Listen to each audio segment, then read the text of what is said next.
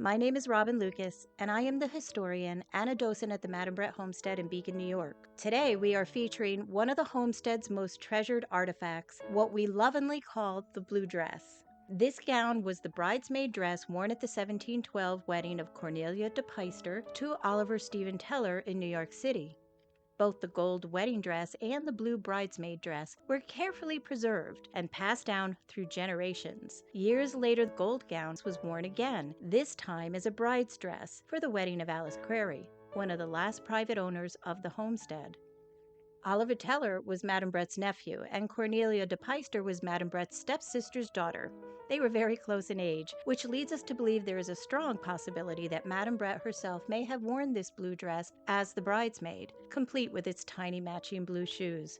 Cornelia's magnificent gold wedding gown and shoes, along with the blue dress, eventually came into the possession of descendant Miriam Schenck Halitz. In 1954, when the homestead officially became a museum, she donated the gold gown to the New York Historical Society and the blue dress to the Madam Brett Homestead.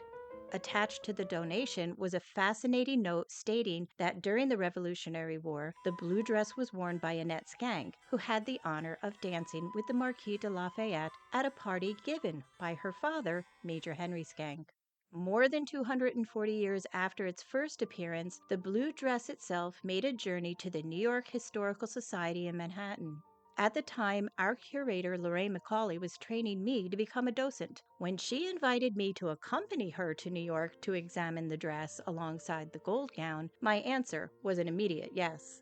The curator was thrilled to discover that the blue fabric matched the gold wedding dress exactly, and even the lace on the sleeves was identical.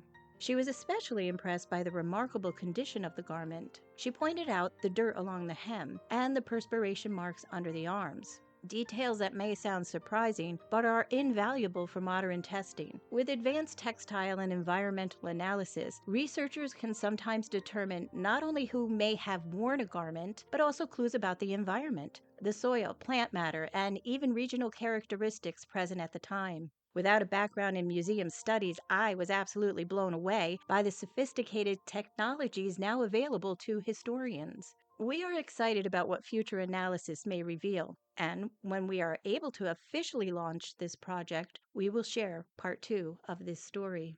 Over time, the story of Annette Schenck dancing the minuet has evolved. Some accounts place it at a grand holiday celebration in 1783 held after the signing of the Treaty of Paris on September 3rd, when Great Britain formally recognized the United States as an independent nation.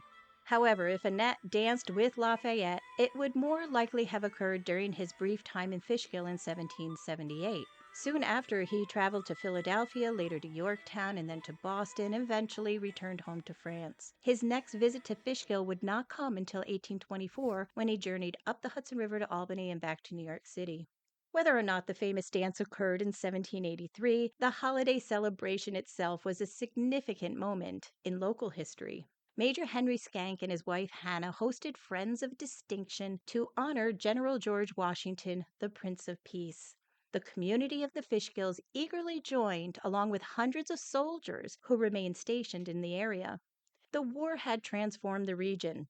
Madam Brett's Mill, once known as Depeyster's Point, had echoed with cannons and marching soldiers. Now it would witness celebration and relief. From 1954 to today, the Madam Brett Homestead continues its traditions of a holiday party in December each year. We love sharing this story and so many others with visitors to our museum. If you would like a shorter introduction to the homestead, consider taking our walkthrough tour, which explores the architecture and artifacts throughout the rooms. We hope it will inspire you to return for a full history tour and hear the many stories of Madam Brett's descendants who lived within these walls until 1954. A link to our website is available in the description box below. We invite you to check our calendar in the tours section to see upcoming opportunities to visit. We look forward to welcoming you to the Madam Brett Homestead. Good day.